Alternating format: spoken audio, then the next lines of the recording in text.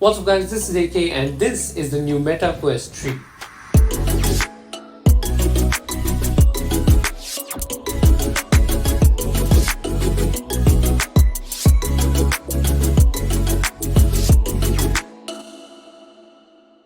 In today's video, we'll be going hands-on with the Quest 3, testing it out to see if it was buying. If you're someone who has close to zero experience with VR or mixed reality headsets, this video is for you. Full disclosure, I'm not an expert at VR headsets. In fact, I've had very little time with them. So whatever I say in this video comes from a point of how well the headset works for me and whether I enjoy using it. There are a few parts to the Meta Quest 3. The headset itself, 2 controllers, a charging cable, and a power brick. Let's start by talking about the design. The headset is mostly made up of plastic, which keeps it nice and light while avoiding making it feel cheap. If you compare to the Quest 2, you'll realize that they have managed to shrink the form factor, which is largely thanks to the new pancake lenses. That's the actual name, yes. The 4 cameras on the sides are IR sensors and colored cameras for pass-through. The middle 2 sensors are for accurate distance measurements, and lastly the 2 cameras on the edges are for better tracking. So obviously it's a bit hard to see on video, but there are infrared lights around the circumference of the controller as well as the bottom, which the headset uses to track the movement of the controller. All these sensors translate into incredible tracking. Everything you see on the headset is literally glued to its spot unless you use the controller to move it. There have been complaints of inaccurate tracking at times, but the entire time I was using the headset, I didn't run into any such issues. So games like First Encounters feels incredibly immersive. Now the next question is, how long can you keep the headset on before it starts to feel uncomfortable? From my testing, that will be from 30 minutes to 1 hour. That is with the default configuration. What you see here is the Quest 3 in its default setup right out of the box, but you can swap the straps off for something more comfortable if you're planning to wear it for extended periods of time. You could give the default configuration a go, but the flexibility to swap out for more comfortable head straps and cushions is highly appreciated. If you do wish to buy third-party straps like this one, I'll link a few in the description box below. There's also a knob to adjust how far the lenses are from each other so you can find the optimal viewing experience for your eyes. I'll be honest, my eyes did feel tired after gaming on the headset for about 3 hours. If you're like me and you wear glasses, you could get these lens inserts. Obviously, Meta doesn't sell them, but I'll leave a link to it in the description below. Let's talk about video quality. It is a step up from the Quest 2. So on the Quest 3, you get a 2K resolution for each eye. It's not the best. I did notice poor quality in some instances, but most of the time you'll be too engrossed with the game to even notice it. There are 2 configurations you can use the Quest 3 in when you're on the home screen. There's a smaller and more accessible screen, and then there's the expanded, massive screen, depending on your space. So if you're watching a movie like Dune on the big screen, you're really going to enjoy it. You can also connect your headset to an external speaker and there's a home cinema. The only downside is that you're the only one that's able to enjoy it. You can hold the trigger on the controller and adjust the screen size to your liking. IMAX at home. Another really useful application of the Quest is for designers. I spent some time taking a tutorial on how to sketch a motorcycle in 3D space, and the fact that I could move that sketch around, enlarge it or shrink it and view it from any angle possible really blew my mind. It actually felt like I was using Stark technology. As more developers create apps for these headsets, I'm eager to see what other applications could it have. But what about those around you?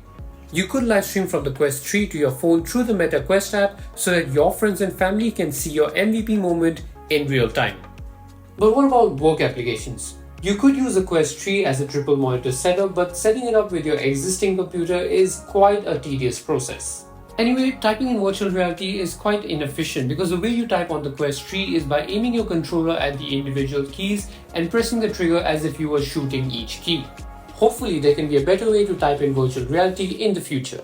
Now let's move on to sound, and I'll say this right off the bat, I was impressed. If you look closely, you'll realize there are speaker slits on each side of the headset. The sound was incredibly spacious. It didn't feel like it was coming from a singular spot in space. Instead, it felt like spatial audio on the AirPods. The sound can be adjusted on the bottom of the headset. So now that we've talked about the specs, let's move on to my overall experience and thoughts using this headset. I'm really impressed by what this headset can do. There are loads of possibilities and I'm pretty convinced to buy a Quest for myself. However, there are things that I didn't particularly like. The first point I'd like to touch on is temperature. After my friend and I game on the headset for a few hours, the front, really started to heat up, which was making me sweat. So if you live in a warmer country, I'd advise wiping down the headset after use if you don't want it to smell. Next, one obvious problem with the pass-through feature was distortion. You can easily spot distortion around your hands or objects, and it may seem trippy and even trigger motion sickness for some. Lastly, battery life. Meta advertises 2 hours of battery life on the Quest 3, but in real life that tends to be worse. So it may not be enough for everyone, but I feel it's pretty decent considering you should give your eyes a rest, preferably every 30 minutes. This is the part where the video usually starts to wrap up, but there's more. So besides for gaming and my productivity purposes, I also use the VR headset, the Quest 3, for my own sim racing. I'm going to show you my sim racing setup.